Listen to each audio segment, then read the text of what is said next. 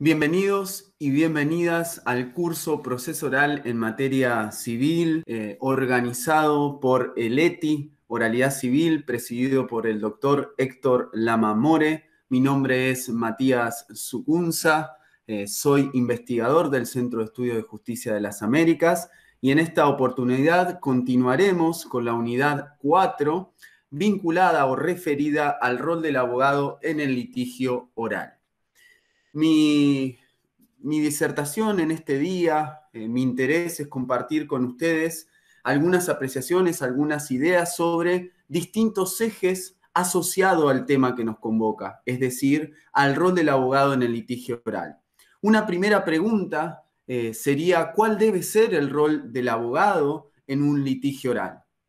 La respuesta para mí clara en torno a ello es que el rol del abogado en un litigio oral debe ser necesaria e ineludiblemente un rol estratégico. ¿Qué quiere decir que sea un rol estratégico? Que no es un rol ni lineal, ni rígido, ni uniforme, ni de una vez y para siempre. Al contrario, que el abogado deba tener en un litigio oral un rol estratégico supone que todo lo que haga, que todo lo que piense, que todo lo que trabaje va a tener que ser planificado para el logro de ciertos objetivos en función de dos cosas claras: de la situación con la que trabaja, del conflicto con el cual trabaja y de los intereses que estén en juego, tanto de su parte como de la contraparte. Por ende, por eso digo, el rol del abogado siempre debe ser estratégico, porque va a trabajar siempre para planificar actividades, para lograr ciertos objetivos y de esa manera responder a ciertos intereses de su cliente que debe lograr y realizar a partir de cierta situación dada el conflicto o el caso con el cual le toque trabajar. Para esas cosas, para poder planificar, realizar esos objetivos, satisfacer esos intereses, hay algo que conforma el corazón de este rol estratégico que el abogado, la abogada debe hacer, que es conocer. ¿Conocer qué cosa? ¿Qué queremos? ¿Conocer qué cosa? ¿Con qué información contamos? ¿Conocer qué cosa? ¿Qué vías existen para poder resolver esos conflictos? Cada una de estas cosas que queremos, cómo lo queremos, qué vías existen, nos exigen conocer y contar para ello con información, pero al mismo tiempo, cada una de estas cosas que queremos, cómo lo queremos, de qué manera lo vamos a hacer, cuestiones estratégicas por definir, son indivisibles e interdependientes, tanto en su diseño como en su realización, como en sus prácticas, son indivisibles e interdependientes. ¿Qué quiero decir con esto? Que todo lo que hagamos bien o todo lo que hagamos mal, desde el inicio de nuestro caso hasta que lo judicialicemos, va a estar definido, ¿sí?, por las decisiones que tomemos. Por eso es tan importante que trabajemos de manera profesional, de manera estratégica, desde el inicio mismo de los casos que nos toque representar o litigar, ¿sí? Porque hay una relación inescindible entre todo lo que nosotros hacemos fuera de un litigio y adentro de un litigio. Por eso el trabajo estratégico en base a información, en base a conocimiento de los intereses de nuestras clientes o clientas, en base a la situación del caso que manejamos, es tan determinante. Partiendo de estas premisas, yo les propongo en este encuentro charlar o pensar el rol estratégico en dos momentos. Un primer momento, a mí me interesa pensar el rol del abogado, estratégicamente hablando, con cuestiones previas al litigio, ¿sí? Yo voy a hacer hincapié en algunos temas, en algunas herramientas que se utilizan o que debiéramos utilizar con anterioridad al litigio. Y una pregunta de ustedes podría ser, che, ¿por qué, Matías, proponés pensar en esto si nosotros queremos ver el rol del abogado en el litigio oral? Y porque, adelanto el misterio, todo lo que nosotros hagamos, bien o mal, antes del propio juicio, nos va a definir las posibilidades de éxito de ese litigio que vamos a llevar adelante.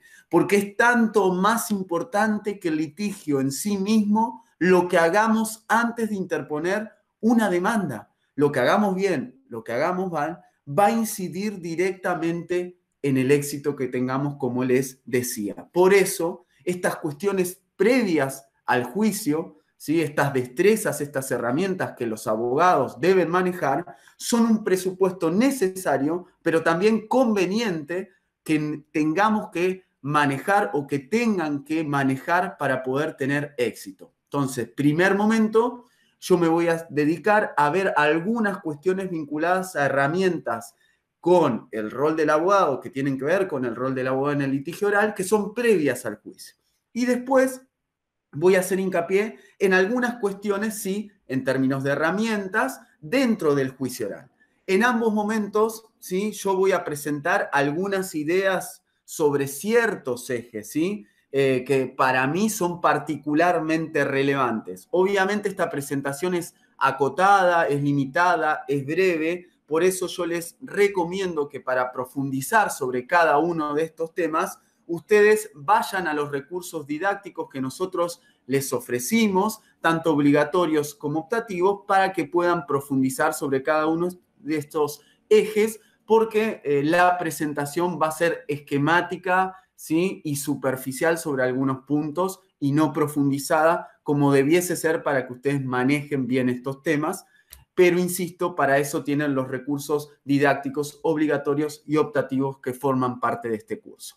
Bien, iniciemos con este primer momento de cuestiones previas al litigio oral y con algunas herramientas que a mí me interesa traerles a cuenta a ustedes para que puedan pensar estratégicamente el rol del abogado en un litigio oral. La primera herramienta que quiero recuperar y poner sobre la mesa es la teoría del caso como herramienta estratégica para el litigio, ¿sí? La primera tarea de cualquier litigante, de cualquier persona que tenga que litigar al enfrentar un caso, es identificar con claridad y con precisión la controversia que existe, ¿sí? Y para eso, la teoría del caso es una herramienta fundamental que ustedes tienen que manejar, porque les va a permitir, como ninguna otra, conocer las fortalezas y debilidades de su propio caso y también las del contrincante. ¿Por qué?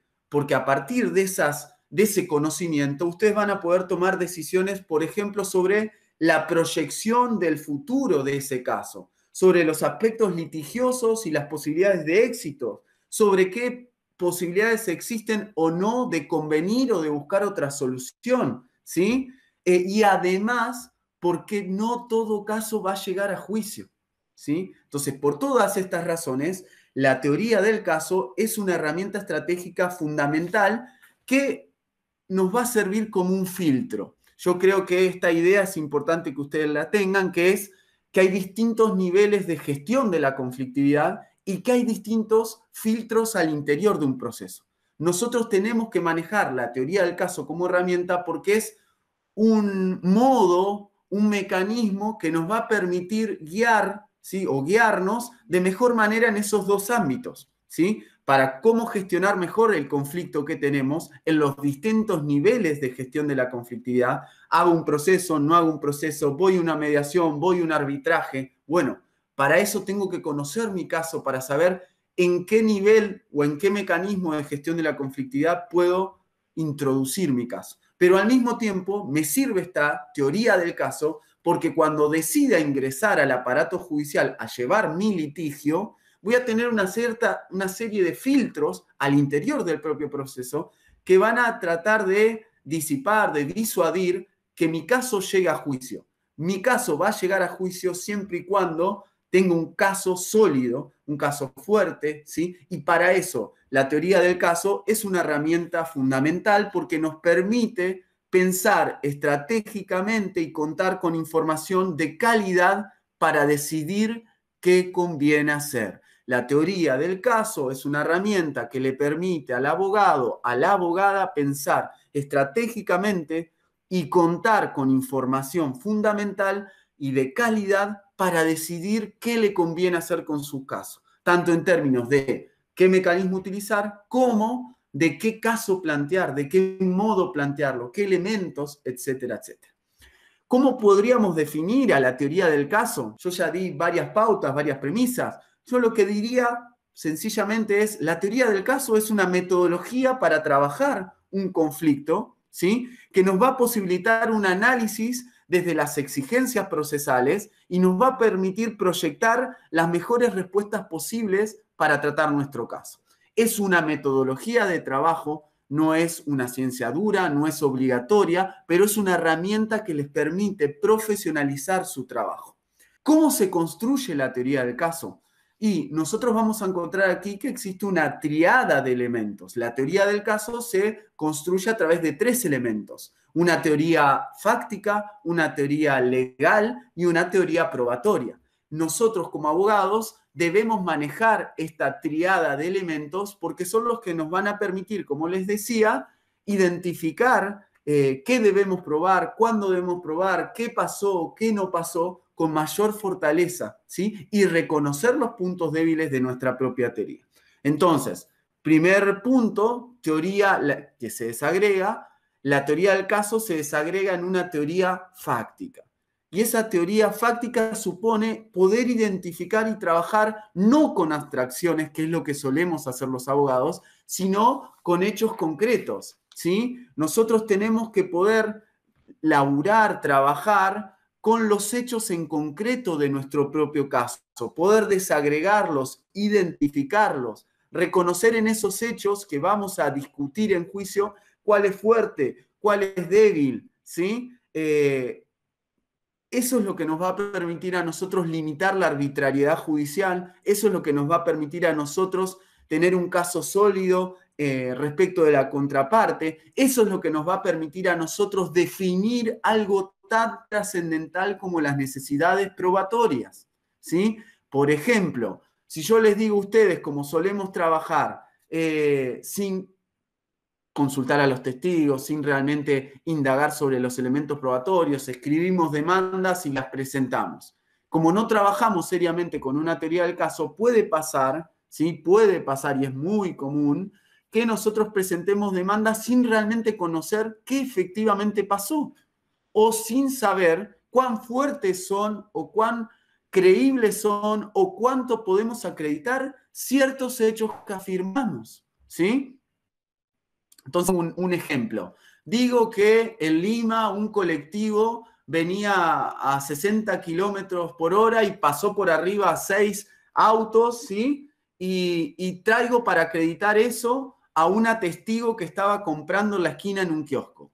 Y la realidad es que, como suele pasar, no indago, no charlo con la testigo, no hago una consulta, no indago sobre eso, cosas que debo hacer, afirmo esto, ofrezco el testimonio, ofrezco otras pruebas, y en realidad no sé qué va a pasar. Y llega el momento del juicio y la testigo dice, bueno, yo la realidad es que no vi muy bien qué pasó, porque estaba de espaldas, estaba comprando, pero estaba de espaldas. Entonces, ¿qué problema tenemos ahí?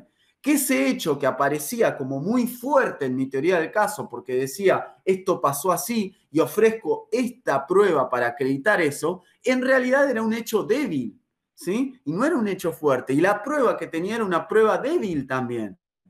Bueno, ¿eso qué pasó? Esos problemas los tengo y me entero al momento del juicio, no debiese ser así, porque no hice una buena reconstrucción de mi teoría del caso, desarrollo los elementos de hechos que componen mi teoría, que otra vez son los que me van a poder definir a través no de las abstracciones, sino de los hechos en concreto debidamente desagregados, entre otras cosas, por ejemplo, las necesidades probatorias que yo voy a tener. Segundo elemento relevante de la teoría del caso, la teoría legal, ¿sí? Nosotros vamos a tener que identificar con precisión cuál es el derecho, ¿sí? ¿Cuál es la jurisprudencia? ¿Cuál es la regla jurídica en la cual yo fundamento mi caso? Y también, ¿sí? Teoría probatoria, vamos a tener que identificar las fuentes de información que me permitan sostener la posición que defiendo. Entonces, también voy a tener que trabajar vinculando, ¿sí? En esta triada hechos en función de qué derecho y con qué prueba yo cuento para acreditar cada cosa. Entonces, otra vez, en este punto, nosotros debemos trabajar desde el día cero, desde que el cliente ingresó en nuestro estudio, con cada uno de estos elementos de forma profesional, porque es la única manera que nosotros vamos a poder acreditar la posición, la teoría del caso que sostenemos. ¿Qué caracteriza la teoría del caso? ¿De qué va? ¿Qué es lo que lo caracteriza? Primer punto, la teoría del caso es totalmente instrumental, ¿sí? No es un fin en sí mismo. Al contrario, es una herramienta metodológica que busca facilitar la labor del litigio, ¿sí? Que busca facilitar la preparación de un caso, profesionalizar en eso. Entonces, siempre es instrumental. Además, es dependiente. ¿Qué quiere decir que sea dependiente? ¿De qué es dependiente? Del caso en concreto. A diferencia de la forma en que hemos sido educados legalmente, educadas legalmente, esto no es dogmático. Al contrario, la teoría del caso es una herramienta que nos va a permitir caso a caso, en el hecho en concreto, no de antemano, qué necesita mi caso, cómo necesita. Entonces es dependiente del caso en concreto que yo estoy estudiando, trabajando. Pero además de ser instrumental y ser dependiente, es dinámica la teoría del caso. ¿Qué supone que sea dinámica? Que es un mapa de construcción. Es un mapa en construcción. Si ustedes hacen bien su trabajo previo al juicio, ustedes lo que van a ver es que esto puede mutar y es saludable que mute, porque eso quiere decir que ustedes están tomando en serio la construcción de su caso, el chequeo de cada uno de los elementos que señalábamos, la teoría fáctica, la teoría legal, la teoría probatoria, porque obviamente puede que lo que creían en un principio, como hicieron realmente su tarea y dijeron, che, lo que dijo este testigo en mi estudio, la primera conversación que tuvimos, después apareció otro testigo que me trajo el actor, que en realidad dice lo opuesto. Llamemos a los dos, los llaman a ese estudio, previo al inicio de cualquier cosa, los sientan a los dos testigos, pero vos decís esto, él dice aquello, ¿cómo realmente pasó? Y no, la realidad que pasó aquello otro, y aparece un tercer testigo, o esclarecen un punto que era trascendental, y que si no hacen ese trabajo, van a tener un grave dolor de cabeza, porque una vez que metan su demanda, se lo van a enterar al momento de prestar declaración. ¿Se entiende? Entonces, otra vez, esto es un mapa en construcción que requiere que hasta el cierre de la investigación que ustedes llevan de forma anterior al juicio pueda variar, pueda mutar. No solo es instrumental, dependiente y dinámica, sino que además es flexible la teoría del caso. ¿Qué supone esto? Que les permite identificar fortalezas y debilidades, brindando de alguna manera la oportunidad de buscar las explicaciones que sean más sostenibles para el caso. Es una herramienta flexible que les va a permitir eso, identificar fortalezas y debilidades y construir argumentos para sostener mejor su posición. Y por último, es voluntaria. ¿Qué quiero decir con esto? Que antes lo mencionaba. Es solo una propuesta metodológica para trabajar en forma ordenada un caso, en forma profesional un caso, ¿sí? Pero no es una obligación ni tampoco hay un formato único. ¿Sí? Sí que es relevante que se trabaje de forma seria, profesional, identificando todos estos elementos y otra vez pensando estratégicamente a partir de estos elementos. ¿Por qué debiésemos usar una teoría del caso? ¿Por qué yo digo es relevante por una cuestión estratégica para el rol del abogado? ¿Por qué? Y porque en realidad es una herramienta eficaz, es una herramienta eficiente, es una herramienta que reporta ventajas en términos económicos, en términos de responsabilidad profesional. ¿Por qué digo esto? Y es una herramienta que reporta eficacia porque no solo permite conocer mejor la situación de mi cliente o de la contraparte, sino que les permite comunicar mejor a su cliente las posibles soluciones. En esos términos es mucho más eficaz que otras formas de trabajar dogmáticas, improvisadas, que son las formas en que solemos trabajar. ¿Sí? Solemos trabajar de forma improvisada, rudimentaria, ¿sí? Y no a través de una metodología de trabajo que tiende a generar mejores estándares, ¿sí? Para profesionalizar el trabajo estratégico que hacen como abogados o abogadas. Pero además la debemos usar porque es una herramienta que parece como más eficiente. ¿Y qué quiero decir con esto? Que ustedes van a partir de expectativas de su cliente que les va a pedir X, Y o Z. Entonces, ¿qué les va a permitir la teoría del caso? Analizar si a partir de las diversas soluciones del caso y de la información con la que cuentan, qué solución es posible.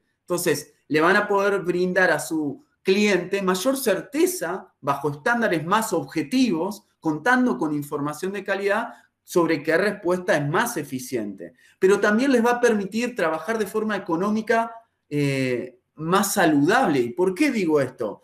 Porque van a racionalizar recursos. ¿En qué sentido? Este esquema de análisis, que es la teoría del caso, les va a permitir verificar la necesidad real de buscar o no buscar distintas fuentes de información. Entonces, si ustedes hicieron bien su trabajo, en el ejemplo que yo les daba del testigo, ¿qué van a decir? Che, el testigo que íbamos a usar para esto en realidad no nos sirve. Entonces, ¿qué nos conviene hacer? Busquemos una pericia o indaguemos con un perito mecánico o con algún perito de esa índole para ver si la frenada es compatible con ese exceso de velocidad o no. Pero otra vez, ¿qué están haciendo? Recabando información para ver la seriedad de su caso, ¿sí? Y obviamente para saber qué necesidad probatoria tienen.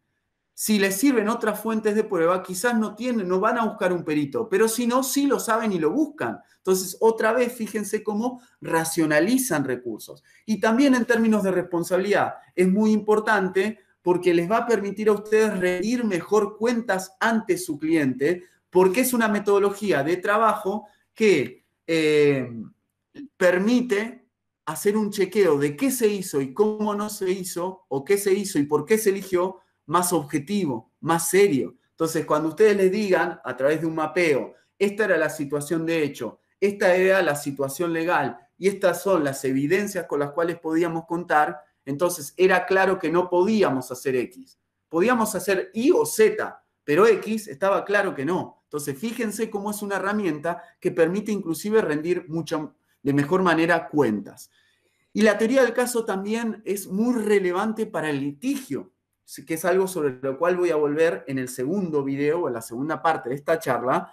¿Por qué? Porque tiene impacto directo en lo que hacemos en el propio juicio, porque la teoría del caso es una suerte de carta de navegación para las distintas audiencias en las cuales vamos a intervenir, que a ustedes les va a permitir trabajar sobre seguro, tener en claro qué tienen que hacer en cada una de ellas para argumentar en forma más precisa y más persuasiva, porque la teoría del caso, insisto otra vez, les permite tener en claro qué hacer, cómo hacer, cuándo hacer, o dónde enfatizar, o dónde relegar y esconderse, ¿sí? Porque es una carta de navegación que desde el día cero ustedes perfeccionaron. El día que llegaron a interponer una demanda es porque ese trabajo lo tenían seriamente hecho, ¿sí? Entonces, otra vez, al interior del proceso es muy importante porque les permite organizar los debates, administrar los tiempos, clarificar sus posiciones, hacer intervenciones más concretas cuando tengan tiempos limitados, como pasa en una audiencia oral, ¿sí? O respecto inclusive del contradictorio. ¿Qué discutir? ¿Cómo discutir? Eso se los da la profesionalización del trabajo de su caso, que la teoría del caso como herramienta estratégica es fundamental o es central. Las otras dos ejes sobre los cuales me interesa decir algunas cosas, que están vinculadas a esta teoría del caso también, es los mecanismos autocompositivos de solución de conflictos y los mecanismos de intercambio de información previos al juicio. Yo les decía, ustedes tienen que trabajar seriamente con su teoría del caso para conocer la fortaleza de su posición, bla, bla, bla, bla.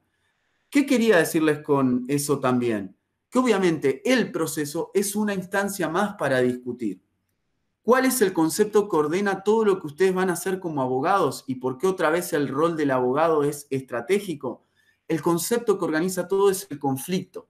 A partir del conflicto, de las necesidades, de los intereses de su parte, de la contraparte o inclusive los intereses que están más allá de las dos partes en juego. Imagínense casos colectivos o casos de trascendencia pública, donde ustedes tienen que evaluar como abogados ya no solo el interés de su actor, del actor que representan o del demandado, sino todos los demás intereses. Entonces, a partir de los conflictos nosotros pensamos y trabajamos, ¿sí? Y ustedes también. El sistema de justicia debiese pensar o debiese estructurarse como un conjunto de mecanismos para la gestión de las conflictividades, y este conjunto de mecanismos debiese trabajar de forma coordenada y vinculada. ¿Qué ha pasado hasta ahora? ¿Cuál es el problema que nosotros tenemos como abogados y abogadas? Que en realidad lo que siempre ha primado es la hegemonía del proceso judicial como el único y el totalizante mecanismo de solución de conflictos. ¿Sí? Acá hay una idea procesocentrista que es muy fuerte, que rompe y elimina, primero, la idea de conflicto como concepto organizador para buscar cuál mecanismo es más adecuado, y segundo, que posiciona el proceso como la única válvula de escape para solucionar un conflicto. Judicialización extrema. Ustedes mismos tienen una conciliación obligatoria que muchas veces no funciona como tal. Bueno, hoy en el mundo, en todas las latitudes, esto se rompe. ¿Y en qué sentido se rompe? Se rompe la lógica a la cual pensamos, ¿qué cosa? El conflicto y los distintos mecanismos de solución. ¿De qué se pasa? Se pasa de una lógica de la anormalidad. Ustedes en su propio código tienen a los mecanismos anormales de solución de conflicto. Entonces, el desistimiento, la transacción, la conciliación, etcétera, aparecen como modos anormales. ¿Por qué? Porque en esa lógica, la forma normal de solucionar un conflicto era un proceso judicial y una sentencia. Bueno, esa lógica de la normalidad luego mutó a otra lógica, que era de la alternatividad. Acá tenemos el mismo problema. Aparecieron discursos, posiciones legales, doctrinarias, que venían a decir, bueno, nosotros tenemos al proceso y hay otros mecanismos también que son importantes, como la mediación, el arbitraje, la conciliación.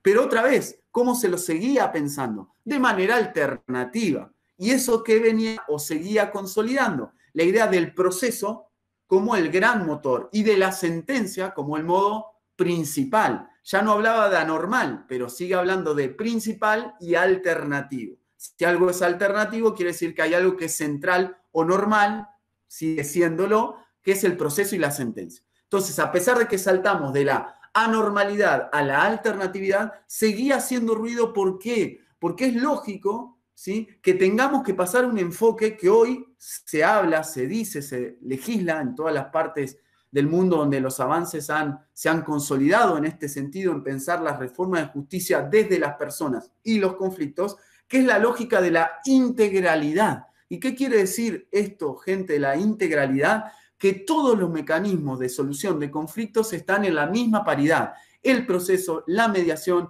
la conciliación, ¿sí?, el arbitrio. ¿Por qué? Porque el corazón desde el cual pienso es el conflicto. Entonces, tengo que ver qué medio es más adecuado para solucionar este conflicto en función de los intereses concretos de la gente.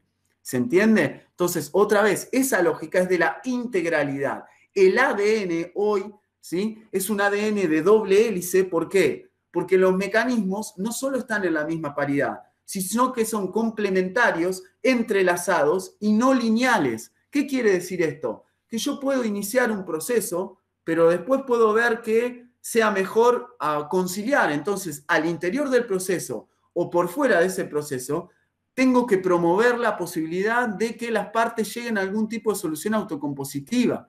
O puedo decir, miren, puedo derivar, que el juez o la jueza tenga facultades para derivar un conflicto a un arbitraje o a un medio compositivo asesorado en un conflicto de familia por un consejo, ¿sí?, o un equipo técnico. ¿Se entiende por qué? Porque otra vez el corazón, ¿sí?, es el conflicto. Todos los mecanismos deben dialogar de manera dinámica, articulada, ¿sí? Esto es lo que se llama tribunal multipuertas en algunos países, esto es lo que el Código de Brasil del 2015 también recepta en el mismo sentido, y que implica otra vez, gente, afianzar la posibilidad de que los abogados, las abogadas, por eso el rol central, a partir de los casos que tienen, puedan articular los distintos mecanismos de manera dinámica, flexible, ¿sí?, para buscar la mejor solución del caso. Y que no sigamos sosteniendo ya formas escalonadas, rígidas, de buscar soluciones a conflictos. ¿Qué diría yo en este punto? ¿Cuáles son las características actuales hoy entre esta relación de mecanismos autocompositivos y heterocompositivos de solución de conflictos, el proceso y todos los demás mecanismos? ¿Qué es lo que caracteriza? Primero, hoy lo que uno debiese decir es que todos los mecanismos de solución de conflictos, sea el proceso o cualquier otro, deben tener el mismo reconocimiento normativo. ¿Qué significa esto? Deben tener la misma jerarquía, ya no ser unos de primera y otros de segundo, el mismo nivel y no estar subordinados. Que no sea como es hoy en Perú o en Argentina, que seguimos hablando, ¿sí? De que el proceso es el modo normal, la sentencia es el modo normal y todos los demás mecanismos son anormales, etc. Tienen que tener la misma jerarquía, el mismo nivel y no estar subordinados. Segunda pauta, el proceso debe ser la última ratio, ¿sí? ¿Por qué? Porque debe existir una preferencia por la autocomposición, porque es la mejor manera para solucionar un conflicto, es la manera más adecuada para solucionar un conflicto. Solo cuando no podamos solucionarlo, debiésemos ir a un proceso, una vía que es heterocompositiva, donde hay un tercero imparcial que impone una decisión, ¿sí? Pero si no, debiese operar desde el Estado, que es lo que hacen los Estados, las legislaciones modernas, facilitar, crear incentivos para que las partes discutan, para intentar llegar a algún tipo de acuerdo, porque es la manera más adecuada, la gran mayoría de las veces, para solucionar un conflicto. Tercera característica, debe haber disponibilidad amplia. ¿Qué quiere decir esto? No solo en la oferta de mecanismos, sino en los distintos momentos, ¿sí?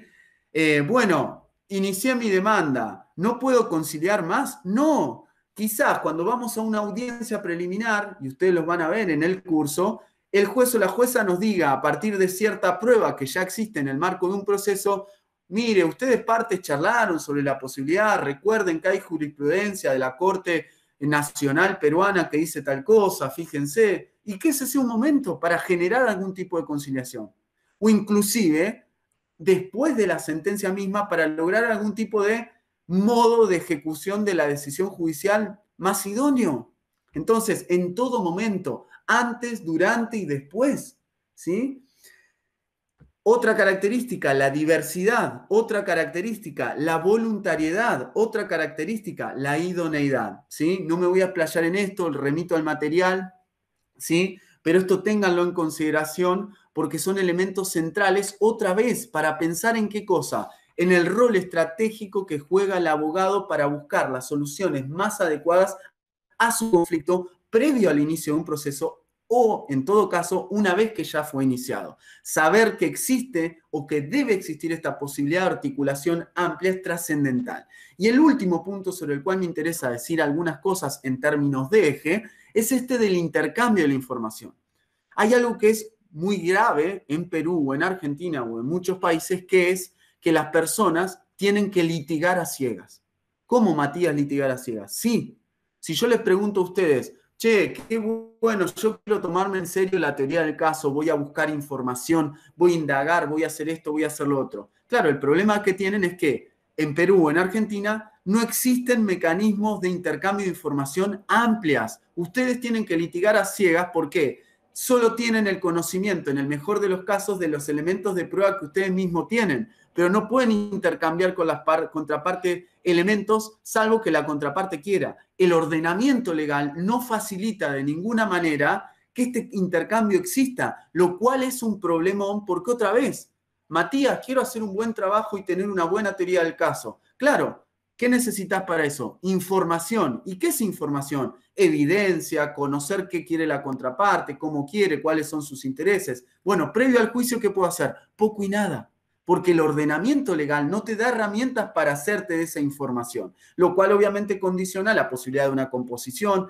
la posibilidad de saber cuál es el medio en el cual vas a discutir más idóneo. Este tema es un tema muy descuidado en la tradición latinoamericana, cosa que no pasa en otras partes del mundo, ¿sí? Por lo tanto, esta falta de intercambio hace que el proceso sea un juego a escondidas. ¿Cuándo me entero de qué medios de prueba quiero ofrecer, qué testigos tiene o cuáles no, mi contraparte o lo que sea? Una vez que se abrió a prueba o una vez que contestó demanda de acuerdo al tipo de proceso y sé qué elementos de prueba ofreció.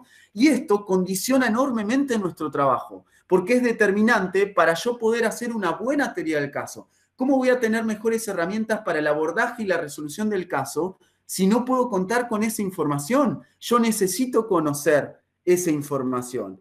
Y el problema que tenemos, como le decía acá, es que tenemos instrumentos legales insuficientes, que hay un escaso o nulo desarrollo sobre estos temas en la materia, hay poca discusión, ¿sí? En otras latitudes, los yanquis tienen el Discovery, los ingleses tienen otros mecanismos de intercambio, los brasileños hoy tienen, sobre esto voy a mencionar después, los colombianos hoy tienen. ¿Qué cosa? Ya no tienen la herramienta, ustedes en Perú, nosotros en Argentina, ¿qué herramienta tenemos? La prueba anticipada. Claro, pero la prueba anticipada es meramente conservativa. ¿Qué te dice? Solo si su testigo se está por morir por grave enfermedad o por cualquier circunstancia, en ese caso, de forma excepcional y de manera conservativa, nosotros le vamos a permitir que venga el testigo a declarar y que usted tenga eso. Bien, pero mientras tanto, después tienen casi nulas, salvo alguna ley de ejercicio profesional que les permite pedir algún informe o alguna cosa, no tienen desde el ordenamiento legal la posibilidad de exigir el intercambio de información. Entonces, sin información, ¿cómo hacen para preparar seriamente sus casos? ¿Cómo hacen para trabajar? Bueno, ahí aparece esta idea de intercambio de información. Que los brasileños, por ejemplo, ya no como los yanquis con el Discovery, sino los brasileños, que incorporaron, además de la prueba anticipada conservativa, tienen una que llaman prueba anticipada proactiva. Yo les facilité un trabajo que hicimos con Francisco Berbic sobre este punto, véanlo. ¿Y qué hace? Dice, ya no solo si se te muere el testigo, sino cuando, por ejemplo, vos quieras, ¿sí?, conocer la fortaleza de tu pretensión, sino cuando vos quieras conciliar con la otra parte y para eso necesitas conocer, por ejemplo, qué dice un perito sobre X cosa. ¿Se entiende? Entonces, fíjense, como ya no es mera conservativa pensando en un proceso y bla, bla, bla, sino que es generar intercambios de información para, previo al juicio, poder conocer mejor tu caso, litigar mejor, componer, conciliar, etc. Las finalidades de este intercambio de información son múltiples. Facilita la composición, porque voy a conocer mejor mi pretensión y, por lo tanto, mi caso, y voy a poder, la otra parte, lo mismo, componer mejor un conflicto o cualquier otro mecanismo, usarlo mejor. Mejora la preparación del caso. En caso de que yo no llegue a una composición o lo que sea, voy a preparar mejor mi caso y voy a tener un mejor proceso, una mejor discusión, menos tiempo, menos dinero adentro del proceso, porque obviamente mejoramos la preparación de nuestros casos. Favorece el conocimiento de mi pretensión y lo mismo la contraparte, y por lo tanto conozco mejor las fortalezas o debilidades. Saber si mi demanda está justificada. Yo de buena fe puedo creer que tengo derecho a un montón de cosas, pero en realidad, como carezco de información, sigo en mi ignorancia creyendo eso, y en realidad puede que yo con esa información que pido, quiero saber qué dice el testigo de la contraparte, diga, ah, tiene razón, yo me estaba equivocando, no tengo un caso fundado. Y obviamente evitar la interposición de demandas infundadas, ¿sí? Por todas estas razones, el intercambio de información, que es algo sumamente descuidado, es algo que necesitamos en nuestras latitudes y que nosotros debemos trabajar. Hoy ustedes tendrán las limitaciones del ordenamiento peruano, el protocolo genera herramientas en este tipo, algunas, véanlos después, y lo que sí tienen que hacer, aun cuando puedan seguir con las limitaciones legales, cosa que hay que transformar, más allá de las buenas herramientas que da el protocolo, lo que sí ineludiblemente tienen que hacer es preocuparse por trabajar en la instancia previa de preparación del caso con toda la información que tengan o que puedan contar para conocer mejor su caso. En síntesis, lo que les diría es, toda actuación es estratégica. ¿Por qué? Porque nosotros tenemos que conocer el caso en concreto, los intereses que están en juego, los propios, los de las contrapartes, y tomar decisiones que dependen de la planificación y de ciertos objetivos que queremos lograr, que están en línea con el caso que tenemos y los intereses de nuestro cliente. Segunda cosa, en síntesis, que toda actuación es interdependiente. Todo lo que hagamos previo al juicio nos incide en el juicio mismo. Cuestión trascendental. Para cualquier cosa, tercer elemento, síntesis, nosotros necesitamos profesionalizar el trabajo que hacemos, necesitamos conocer y necesitamos información de calidad, ¿sí? Cuarta consideración, tenemos limitaciones legales, sí, pero también tenemos limitaciones conceptuales y limitaciones prácticas. Con las mismas herramientas, inclusive con el protocolo, si cambiamos las ideas, es posible que logremos mejores prácticas y mejores resultados.